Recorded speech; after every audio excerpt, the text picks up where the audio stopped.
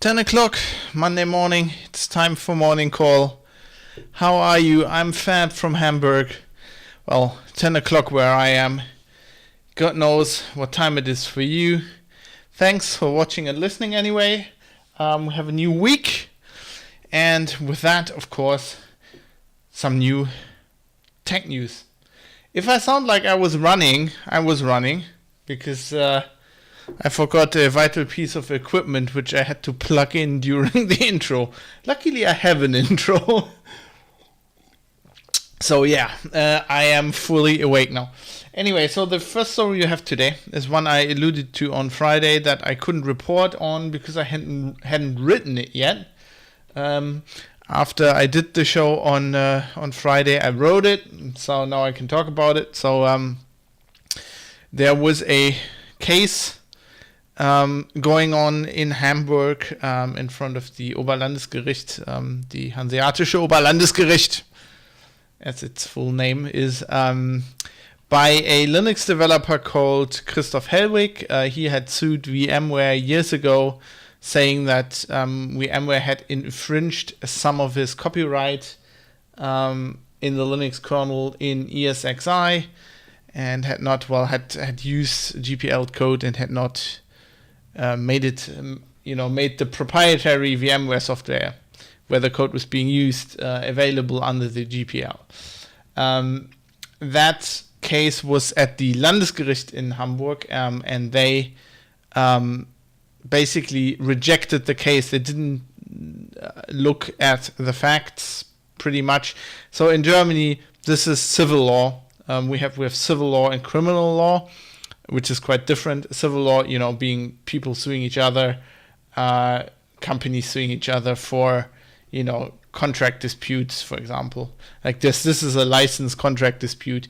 And in civil law, I'm not a lawyer, obviously, but generally the hurdles you have to take to get the court to investigate the case are higher than they're probably not higher, they're just different. I mean, the thing is, in criminal cases, it's the state, right? It's the state has an obligation to investigate stuff. And here it's just like somebody saying, okay, some company is suing another company. This provision is there so that there isn't onus. Like if the court was going to investigate immediately, the company that is being sued would have to make stuff public that they probably don't want to make public, or give it to their competitor who is suing them in the investigation. So to prevent this, the guy suing has to basically prove that this is worth a case. And the Landesgericht, so the lower court, some I think 2 years back in Hamburg said, no, we can't see that VMware has, you haven't sufficiently proved that VMware has even, taken your code. So we're not going to decide if this is a GPL infringement, because we're not convinced that they have taken your code. You haven't reached that hurdle. So Hellwig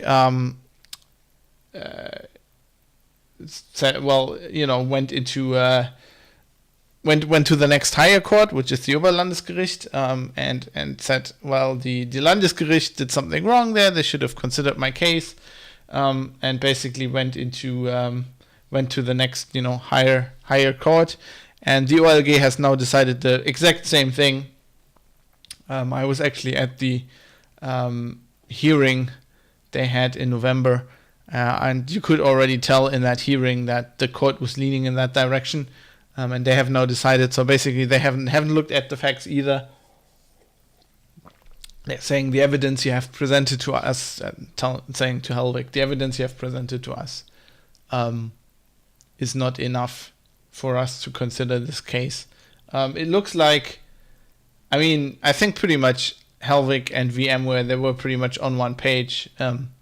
Like if VMware had taken this code and the code in itself is copyrightable, then they would have infringed the GPL. What VMware was saying is, we didn't take your code. Like basically, or we didn't take code that is copyrightable. There's a huge question with code, like how much of it you have to basically create, how much you have to create your own so that you can copyright it, or if it's just, an implementation of like a programming paradigm that everybody uses, like a certain, if you have a certain, let's say, a sorting algorithm that's been described in programming literature for like 40 years. It's like, how much do you have to do, how much own work do you have to do for you to be able to copyright that code? If you're just implementing, if you have a textbook and there's like, pseudo code, and you're implementing that in C, then it's quite likely that somebody else implementing this, if you're doing this as a kernel developer and somebody else doing that as VMware, even if he doesn't look at your code, would come up with something very similar. So that there's questions from where that is copyrightable. Also, the court here, that was made clear in the hearing, there's a further complication here because Hellwig is like the function in the Linux kernel, the functions he was bringing as an example, he wasn't the sole copyright holder, which in the Linux kernel is the usual thing, but he was claiming something we call in German Bearbeitungsurheberrecht. I don't know what that would be in English. It's like editing copyright. So you don't have to write, like if you go by text, right? If you write a book, somebody writes a book, then they have copyright on that. But you can also have copyright in like making that into a new work, editing that, changing it in a significant way. That is also something that can be copyrighted. Same in software. If you haven't wrote the original driver, but you did a lot of work improving that driver, that is copyrightable. The question is, to what degree is it copyrightable, especially with software? Courts are continuously exploring this. It hasn't been discussed so long that there is like a good legal basis. This is the whole thing with Android, right? With Oracle and Google, that whole lawsuit is basically the same thing. It's like, is this an API? Is it not? Like, is this original programming stuff? Is it an API? Is it just an implementation of an API? Where can I copyright it? Very interesting topic. So we don't know what will be going on with this. In theory, as far as I'm aware, and as I said, I'm not a lawyer, I'm not an expert in this kind of stuff, but as far as I am aware, the word I wasn't remembering earlier was appealing. So Hellwig appealed to the OLG when the Landesgericht turned down his case, and he could appeal again, in theory, as far as I can understand. I don't know if he will. I've contacted him and the Software Freedom Conservancy, which is funding him in this lawsuit. This is a thing that Conservancy does. If you're a member of Conservancy, they help you with bookkeeping, but also like with legal representation. Conservancy has gotten back to me and has said they don't know yet because so me being in Hamburg, I called up the court. They said they gave a date in the hearing by which they were expecting this to be decided, and I rang them up and they said, yes, we do have a verdict, but the verdict, we can't make it public yet. It's a very long verdict. We need to anonymize it, and they basically told me not in detail, but in general terms, what the verdict contains. It seems like Conservancy hasn't gotten the verdict yet, so they don't have it either. So they said they need to read that and then decide. I will keep, obviously, reporting on the story, see if Helvig backs down or if he wants to go on with this. Speaking of Linux, I was talking about this some weeks ago. Linux 5.0 was coming out. It is now official. It's been published. There's some lots of new things in there. I mean, the numbers is arbitrary, as usual with the Linux kernel. It doesn't signify anything special. It's just a thing Linus does from time to time. So there's some networking improvements. There is, of course, the controversial thing where they where the developers took out certain functions that ZFS on Linux needs to work. So they broke that. But apparently the developers have already solved this problem, but only in the development branch. So I guess if you're running 5.0, it's currently broken. You probably don't want to upgrade or something, or want to wait, or I don't know, or patch it in manually from the development branch. So it seems like that wasn't a long time problem. Some management improvement, heterogeneous memory management has been improved. The kernel driver for AMD graphics cards, AMD GPU, can now do FreeSync. I think I was reporting on that as well. That's the NVIDIA technology. Some font improvements.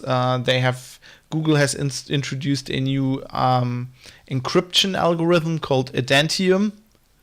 That is supposed to be used with cheap Android phones. I guess it loses less system resources.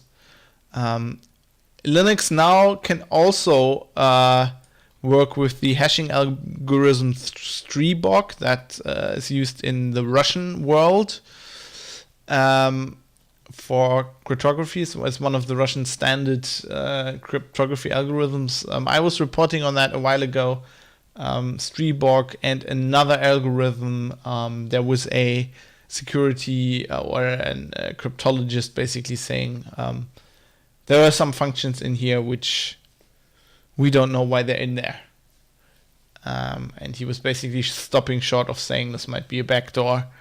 But that was his not his assumption, but if you have a crypto algorithm and there's stuff in there that other cryptologists, usually you should publish these things, and people should be peers should be able to tell why that's in there. If not, that could always mean there's a backdoor, but it doesn't have to. And there's some other stuff, some support for single board computers, and stuff like that. So Linux 5.0 is out. If you like cutting edge kernels, I'm guessing you're compiling it right now. We have been continuously reporting on Huawei, which is a political controversy hotspot currently, because the US are kind of in what looks like a bit of a crusade against Huawei, which is Chinese network infrastructure and consumer electronics company. And the US is basically alleging they are building backdoors into that. The German government and the UK government has recently said that their intelligence services have no indication that this is the case. We don't know. We don't know if that's actually a valid accusation, but it's definitely a political thing that's going on. And I was reporting also recently that so a Huawei manager, Meng Wanzhou, she's the daughter of the boss of Huawei, Ren Zhengfei. And if you're Chinese, I apologize. I know my Mandarin is atrocious. And yeah, she's being held in Canada, and the Canadian authorities are saying we are now started procedures of extraditing her to the US. They're not saying that they will extradite her. There will be a hearing, but the US wants her extradited. She's apparently being accused of bank fraud and of circumventing the sanctions the US government has on Iran. I don't know how that works, because this is a Chinese company. I mean, do you, like, if you do business in the US as a Chinese company, are you then not allowed to export stuff from China to Iran? That would be a bit weird, but knowing US foreign policy, I would completely believe that that's the case, but I don't know. But it's interesting things. Definitely a political controversy brewing there. There's lots of stories that I have reported on that I'm refreshing you on today. I don't know. Sometimes it's one of these days. The other one is, you might remember there is a security vulnerability in the Mac keychain, and there was the German security researcher Linus Henze, no relation to Torvalds, I'm guessing, just the same first name. He was saying, look, I have found a security vulnerability, and I want something from Apple. I want like a bug bounty or something. Like with Samsung, you at least get a T-shirt. Like, at least give me a fucking T-shirt. I will not disclose this vulnerability to you, Apple. You're being dicks.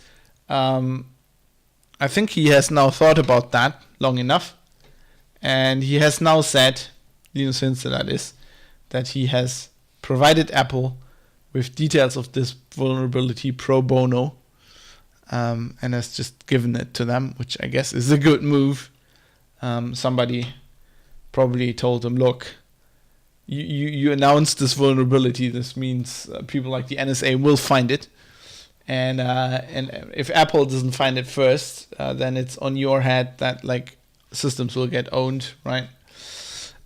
So think about this. And I guess he has, and he's now given Apple the details on that. And I think that is good. That is a good move. That's definitely the right move to do there. Speaking of Tesla, I like to report on Tesla. So a electric car website called Electrek is reporting that Tesla, basically they announced they want to get rid of their retail stores and just have like high priority, like there's one in Hamburg, I guess that's like, it's just tiny, right? It's at Neuer Wall, which is the most expensive retail street in Hamburg. I guess there's like Rolex and Omega and everybody's there, and they have just a tiny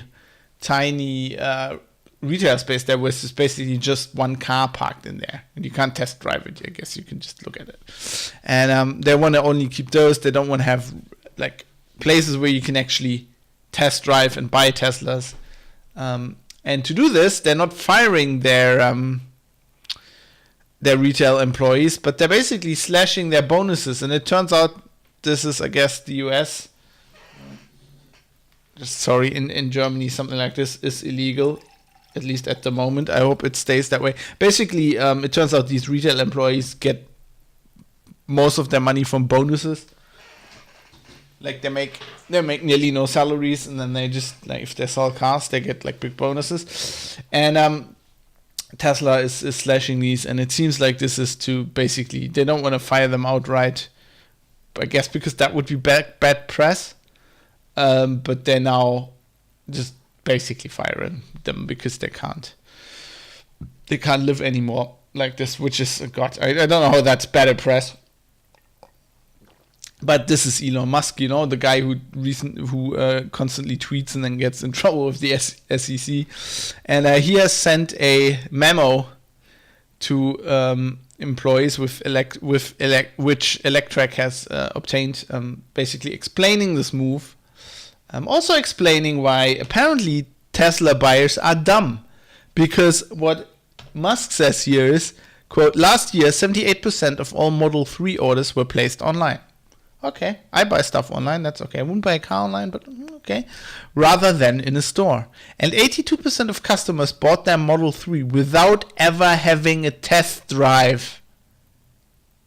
So 82% of Model 3 owners didn't even test drive the fucking car before they bought it?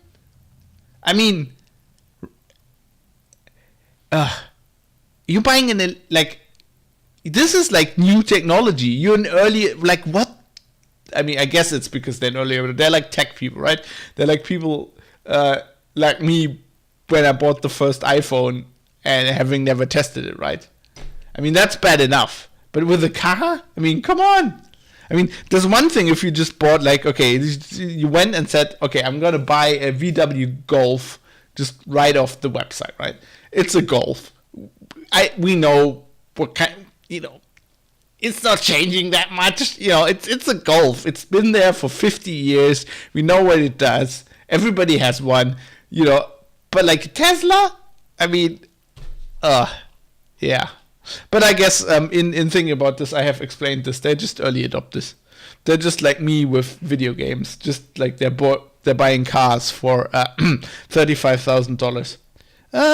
Okay, well, more power to you. I guess that's pretty good for Tesla. Speaking of stupidity, Cisco has had to patch some routers, the RV110W, the RV130W, and the RV215W need patching because Cisco used strcpy in the function that receiveth the password. When you entereth the password, it receiveth the password. Yeah. So if you put in a password with 447 characters, it turns out it's a buffer overflow. God, don't get this one. I think it's, you basically, there's no bound checks. You're overflowing the buffer, and then so that this turns out like you can jump into other places in that. So basically, you can put code into that overlong password, and then it'll overflow. I need more coffee. It will overflow the buffer, and you'll be able to execute some of your password as code. And then you can own the device, which is not good. So you should probably be fixing that, and as patching that. And as the register point out, Cisco's probably in 2019 shouldn't use strcpy, especially not when you're dealing with passwords. Let's move on here. I've been going on for long about this. In Germany, there's currently an outrage, or there's been stories. I don't know if it's a real outrage, but I don't understand the stories. So the federal police is getting or has body cams, which okay, you can discuss that. I'm not sure that is a good idea, but they are legally allowed to do that now, and they're doing it. The story is that apparently they are saving that data in an Amazon AWS. I mean, I could understand the outrage if it wasn't encrypted in an open AWS bucket, but apparently it is encrypted, and everybody's just going, "Oh, it's a US company. Why are you uploading this?" And the guy responsible for this at the federal police basically said, so this was this is the story is based on on the FDP, on the member of parliament, just asking where they're saving this data, and being asked why. Then they said, "Yeah, it's at Amazon." And being asked why it's at Amazon, it's because it's apparently the only provider for this kind of thing that was certified by the Bundesamt für Sicherheit in der Informationstechnik, the BSI, so the German government office responsible for this, and they have just certified. And why wouldn't you save it at Amazon? They're probably the best provider. They have good backups, The question is it encrypted? And is it encrypted well? That is the question we need to answer. If that is not the case, it'll be shit. But it'll, you know, it doesn't matter where you save it. You could save it at the service of Deutsche Telekom. That's not inherently better. It's because they're a German company. Just fucking encrypt it, and it doesn't matter where you save it. Speaking of the register, read a very, very cool thing that I just wanted to tell you about quickly. It's great. They published a correction. Well, it's a column basically, but it says correction. Last month we called Zuckerberg a moron. We apologize. In fact, he and Facebook are RAFS checking disgrace. Also, you know, they have a picture of Zuckerberg looking creepy as he does, and the caption says, Lieutenant Commander, in brackets, all your data, Facebook CEO Mark Zuckerberg. I find that funny. I find it a bit mean because, you know, if you watch TNG, Data is just such a nice guy and just trying to be human. He's not, but he's trying to. Zuckerberg is human. He's apparently trying not to be human. I don't know what's going on. Even his eyes. Did they do something to this picture? Because Zuckerberg's eyes even look yellow in this. Is he wearing data contact? Oh, God. Anyway, this is a great story. Basically, pointing out that Facebook lied. And very interestingly, when TechCrunch broke the story with this app, with this research app. We talked about this. Basically, Facebook had a research app where they were paying people just tuppence to, like, give them all their data. And it turned out a lot of those were actually, they weren't adult. There were lots of teenagers. And Facebook didn't have consent. And the interesting thing is when asked by TechCrunch about this, Facebook gave a statement where they're basically alleging, so the register is saying that's a very different response to the one that Facebook provided when it responded to the initial probe by TechCrunch. In that response, it strongly intimated that the reporter in question had actively ignored critical details. Facebook said at the time, then have a quote, and then every part of that statement is false, says the register. And this is something I've been noticing as well. There's lots of talk about like fake news and discourse on the internet, on social networks, and the president lying or whatever.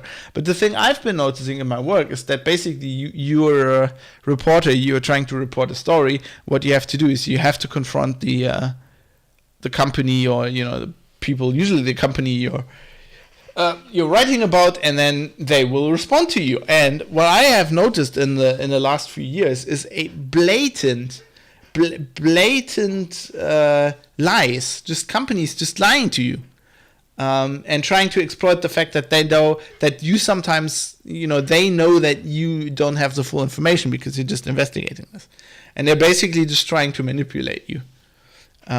And then you publish your story, and then, their customers or whatever just write you and tell you all the facts. And then, this is why you, as a reporter, obviously, you got to be very careful. But, I guess this has always happened, but, it's getting really, really blatant in recent times.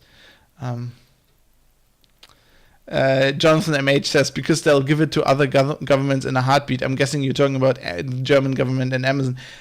Yeah, but that doesn't matter if it's encrypted, right?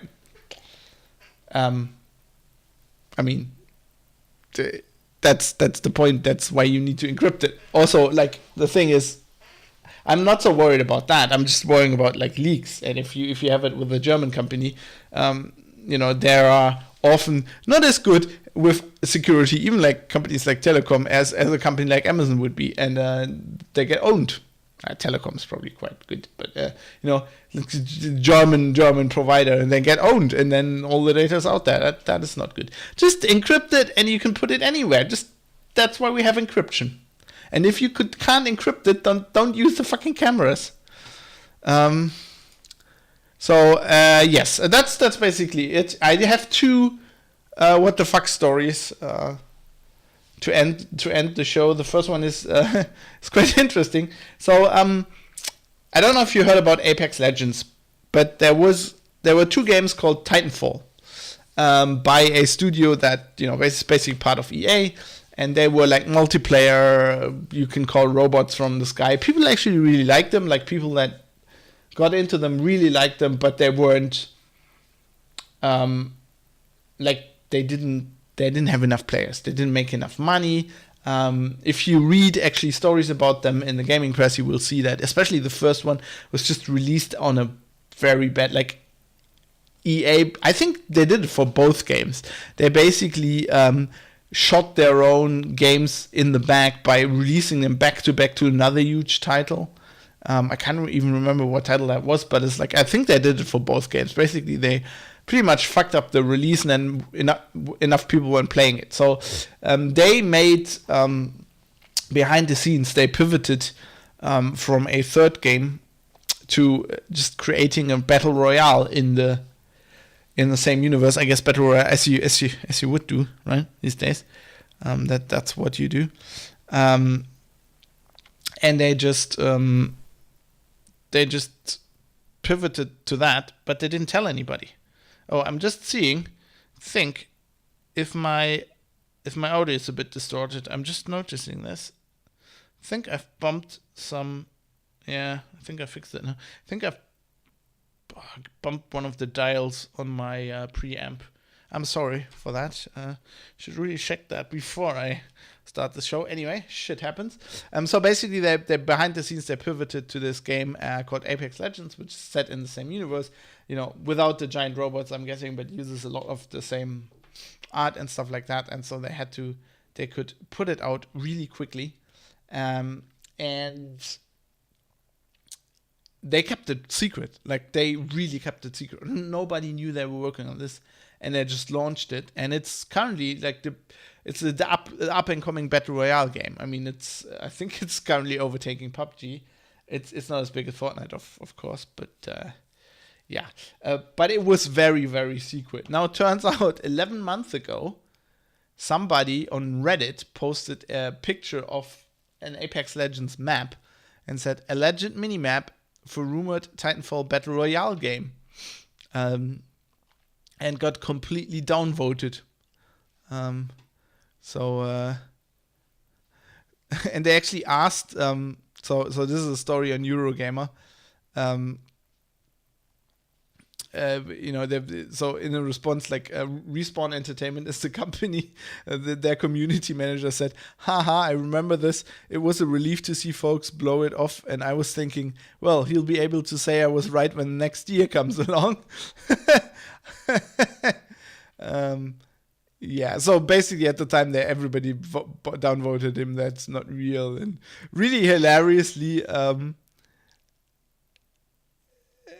is this one guy who basically, so there were lots of fans who liked Titanfall and like it for what it is, but didn't want the battle royale game, of course. And there's one guy saying, I really hope this doesn't happen. I've put too much time into this game so far. This is hilarious. So it actually happened. Sometimes you can find these things on Reddit.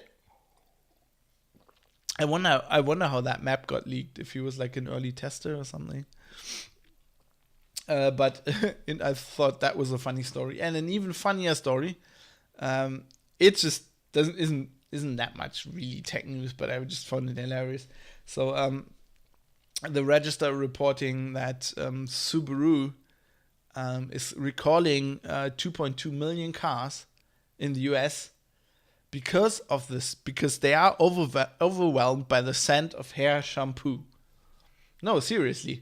So these cars have a contact, I guess, in the brake pedal that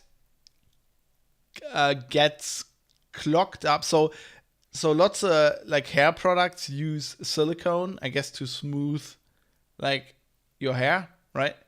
And that can actually, like, if it stays in your hair, and it can like produce silicon gas, and that gas can like deposit silicon on things, and it'll break this contact on the brake switch, which will cause your brake lights not to work when you brake. Yeah. So they were at first saying this could be perfume or like cleaning products, but like, you know, car cleaning products, but they don't use silicon generally. And now they're recalling 2 million cars because of shampoo. I just thought that was a hilarious story. It's going to be expensive. I mean, and how shitty is that Switch? Well, if you're a Subaru SUV owner, you're not laughing. So affected are, I'm just gonna tell you that as well. The 2013 to 2017 Crosstech, 2008 to 2016 Impreza, and the 2014 to 2016 Forester. And that Impreza, that's a shame. That's one of the nicest cars you can buy. Subaru Impreza. Grickle says best story today. Yeah, I just saw that. That is hilarious. I just have to report on that. Anyway, yeah. So get your Scooby. Get your hair shampoo resistant brake pedals on your Scooby. I hope you're having a good day. Having a good start into the week. We have somewhat stormy weather here in Hamburg currently, but we're used to that. It's not as bad as in the US with all the tornadoes or whatever. Hope you don't have any tornadoes. You have a good week, and I'll see you tomorrow for more tech news. And until then, remember, get your Scoobies fixed. Goodbye.